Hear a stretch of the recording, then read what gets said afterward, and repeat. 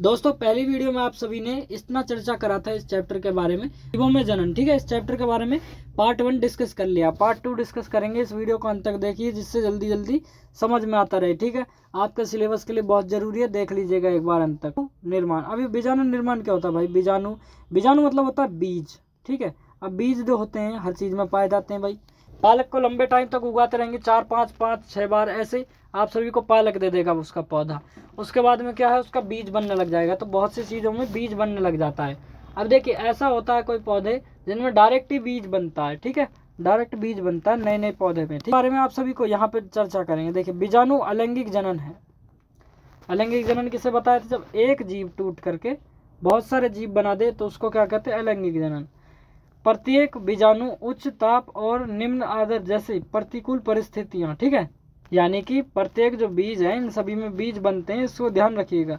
इनमें जो बीज बनते हैं वो उच्च ताप लेते हैं, बहुत ज़्यादा गर्मी लेते हैं, और निम्न आर्द्रता लेते हैं, कम ठंडाई लेते हैं। मतलब ज़्यादा गर्माहट और कम ठंडाई लेते हैं, ठंडक।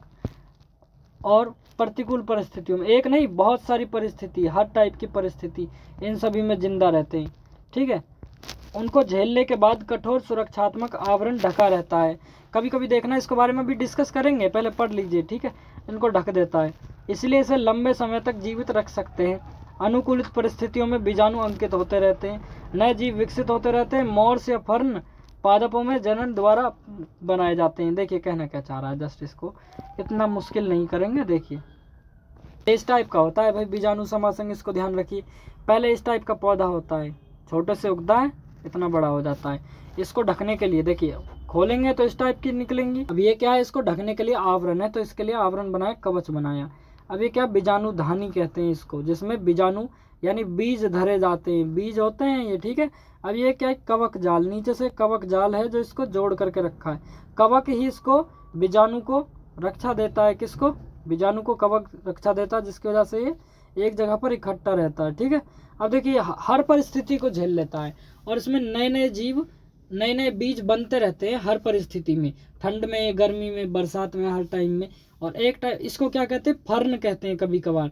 इसको क्या कहते हैं लग जाते हैं, ध्यान रखिएगा, फर्न कहने लग जाते हैं कभी कभार। और लंबे टाइम तक इसको रहने के बाद में जब ये थैली खुलती है तो इस टाइप से होते हैं, और हवा जब तेज चलती है तो उड़ उड़ के चले जाते हैं।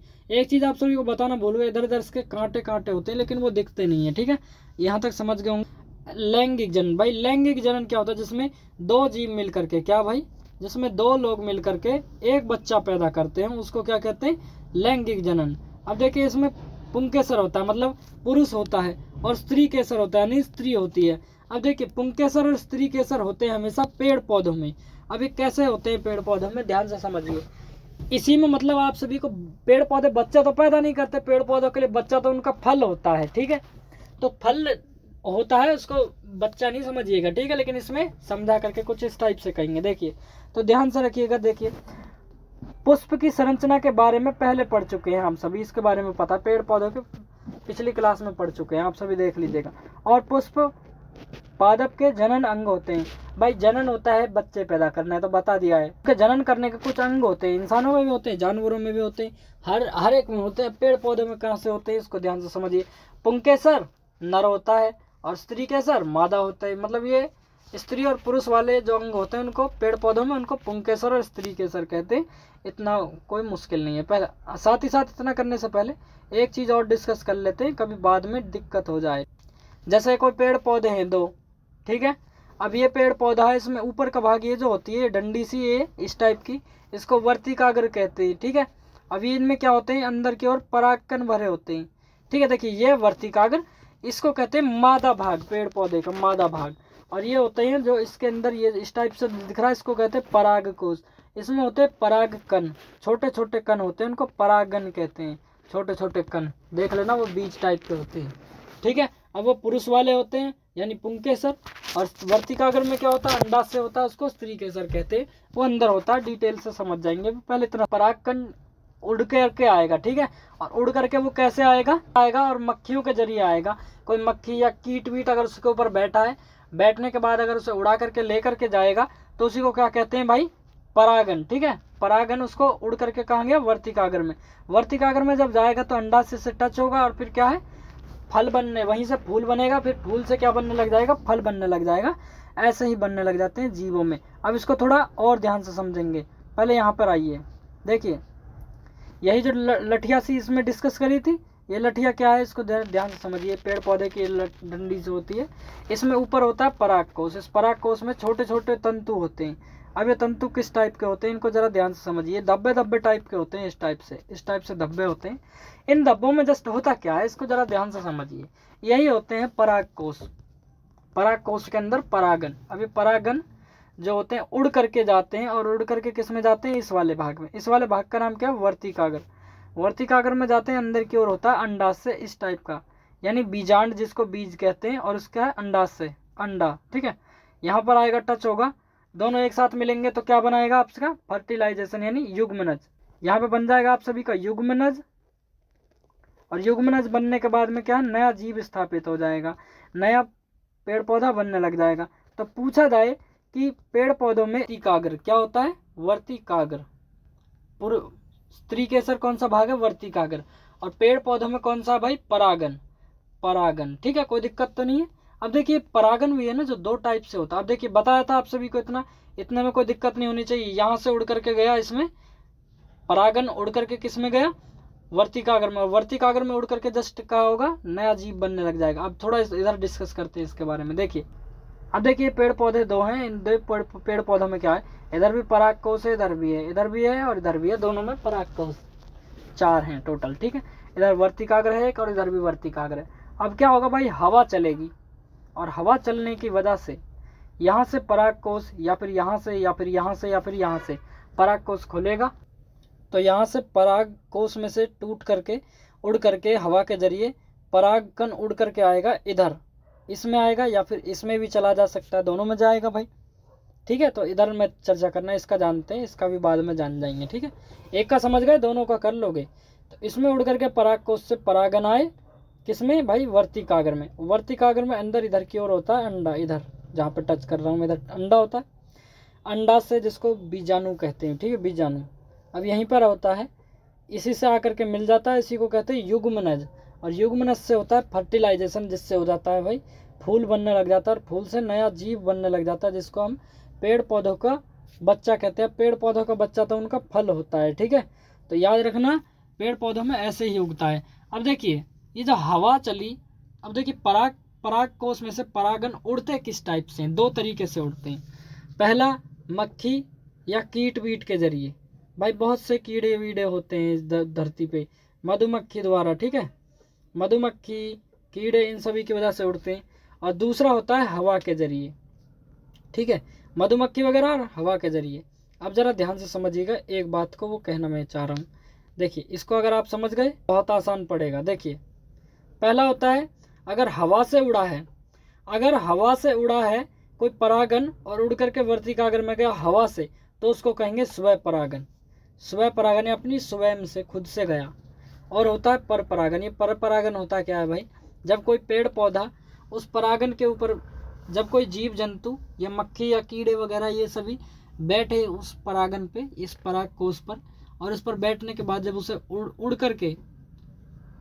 उड़ करके किसी पेड़ पौधे के वर्तिकाग्र पर बैठे, तो उसके हाथ पैर में क्या लग गया, परागन। और परागन किस में लगा, इसमें जा करके लग गया वर्तिकाग्र में। अब गिरते गिरते वो हवा के जरिए किस में आ जाएगा, नीचे अंदर अंडाशय से मिल जाएगा, और क्या बन जाएगा आप सभी का, यहाँ पे जाइगोट हो जाएगा। और जाइगोट होने के बाद में यहाँ भी एक फूल बनने लगेगा, फूल से टूट करके क्या बनेगा, फिर फल बनने लग जाएगा। तो 2 विधि होती है, हवा से उड़ करके परागन गया तो स्वयं परागन, और मक्खी वक्खी कोई जानवर लेके गया तो पर परागन। ठीक है, कोई ज़्यादा मुश्किल थी नहीं, इसको आसानी से समझ गए होंगे आप सभी। एक होता है नर युग्मनज और एक होता है युग्मनज। युग्मनज बता दिया भाई अच्छी तरह से, बार बार नहीं पूछेगा। ठीक है, नर युग्मनज भी बता दिया अच्छी तरह से। निषेचन यानी फर्टिलाइजेशन। अब निषेचन या फर्टिलाइजेशन होता क्या है, देर नहीं लगाते हैं। देखिए नर तथा मादा युग्मनजों को युग्मज संयोग, मतलब नर और मादा अगर एक साथ मिल जाए तो वो क्या करेंगे, संयोग करेंगे। और संयोग करने से बनी कोशिका क्या कहलाएगी, युग्मनज कोशिका कहलाएगी। युग्मनज होगा, जब 2 जीव मिलेंगे तो उनको क्या कहेंगे, युग्मनज कहेंगे। ठीक है, और युग्मनज बनने के लिए नर और मादा युग्मनज को होना जरूरी है। मतलब नर और मादा मिलेंगे तो उनको युग्मनज कहेंगे, और इसी पूरी प्रक्रिया को क्या कह देंगे, निषेचन कह देंगे, फर्टिलाइजेशन कह देंगे। और इसी से फिर एक बच्चा पैदा होने लग जाता है जिसको भ्रूण कहने लग जाते हैं। जब गर्भ में है तो उसी को कहेंगे भ्रूण, ठीक है। अब इतना ज़्यादा डिटेल में डिस्कस नहीं करेंगे, ठीक है। देखिए इसको इस डायग्राम से समझेंगे, जो पहले में करवाया था वही जस्ट यहाँ पर है, कोई मुश्किल नहीं है इसमें। देखिए ये होता है वर्तिकाग्र, किसी पेड़ पौधे का बीज का हिस्सा, ठीक है।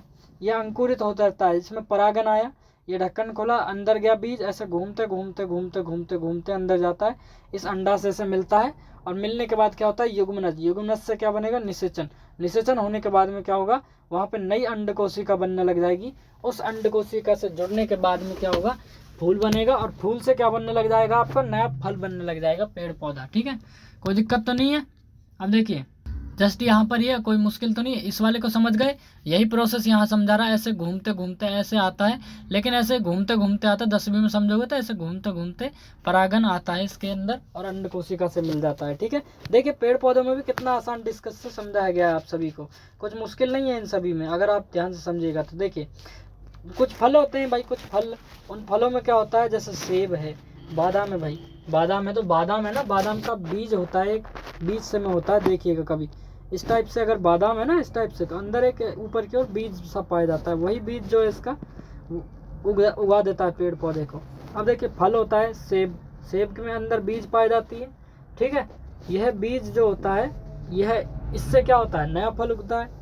इनको डिस्कस करना है, इतना ज़्यादा मुश्किल नहीं है, इनको पढ़ लीजिएगा एक बार। आप सभी को हमने एक प्रकाश नाम का चैप्टर दिया था, उसकी वीडियो रही 10वीं क्लास में, देखिएगा जरा, उसमें मिला है परकिरणन। परकिरणन मतलब होता है बिखराव, किस चीज़ का बिखराव, हर चीज़ का, प्रकाश का बिखराव, तो प्रकाश का बिखराव।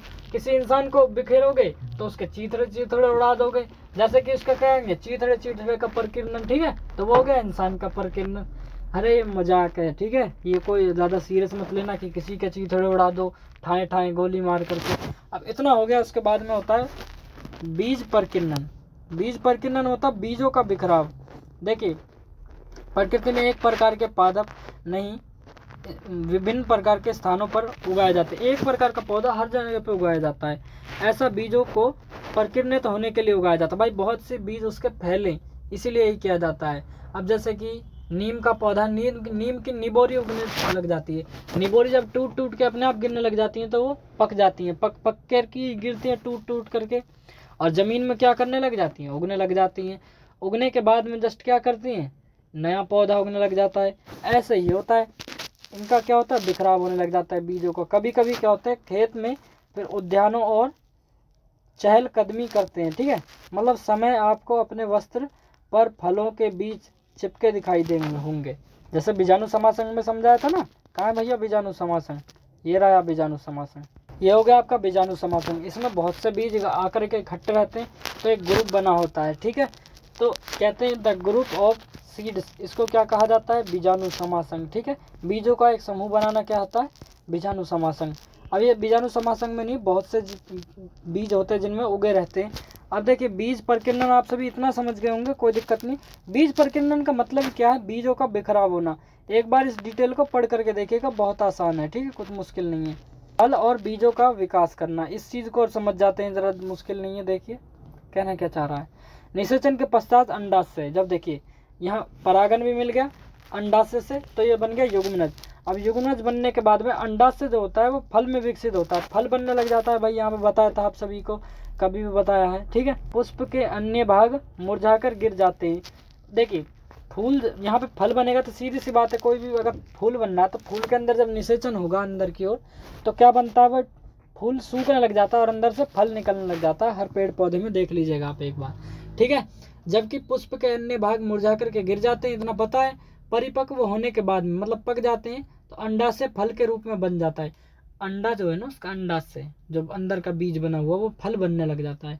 बीजांड, अब देखिए बीजांड से क्या होता है, बीज विकसित होता है। अब ये जो बीजांड है ना, ये बीज है टोटल, इससे क्या होगा, बीज बनने लग, फल होता है, फल के अंदर बीज होता है, उस बीज से भी अंदर बीज बनने लगता है, उसको बीजांड कहते हैं। बीजांड से बीज बनने लग जाता है, कभी भी देख लीजिएगा, ठीक है। अब बीज में एक हो तो उसको क्या कहेंगे, भ्रूण कहेंगे। भाई जब ये बीज है और जब युग्मनज हो गया तो इसका एक बच्चा ही है ना पेड़ पौधे का, तो इसी को क्या कहेंगे, भ्रूण कहेंगे, ठीक है। जो सुरक्षात्मक बीज आवरण बनाता है, बीज को भी सुरक्षा देता है फल, ठीक है, अंदर की ओर से। कुछ फल गूदेदार और रसीले होते हैं जैसे आम, सेब और संतरा, ठीक है। कुछ फल कठोर होते हैं जैसे बादाम और अखरोट। मतलब कुछ पेड़ पौधे क्या होते हैं, सूखने लग जाते हैं, और कुछ क्या होते हैं, कठोर हो जाते हैं। कुछ हल्के रहते हैं, ज़्यादा मुश्किल नहीं होते, और कुछ ज़्यादा ही टूटने फूटने लग जाते हैं। इनको ज़्यादा डिस्कस नहीं करेंगे इतने में। इसके बारे में आप एक बार खुद डिस्कस करिएगा।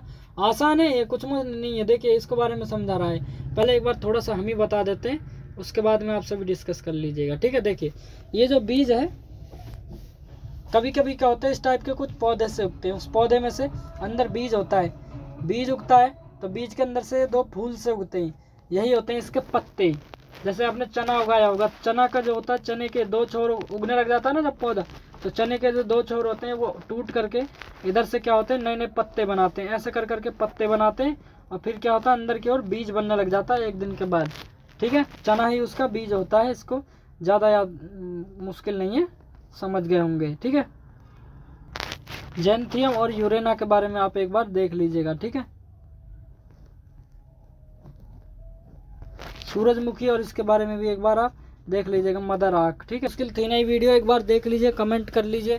कुछ समझ में नहीं आया हो तो, अच्छी लगी हो तो वीडियो लाइक कर ले, सब्सक्राइब कर दीजिए। अगली वीडियो में मिलते हैं। जय हिंद।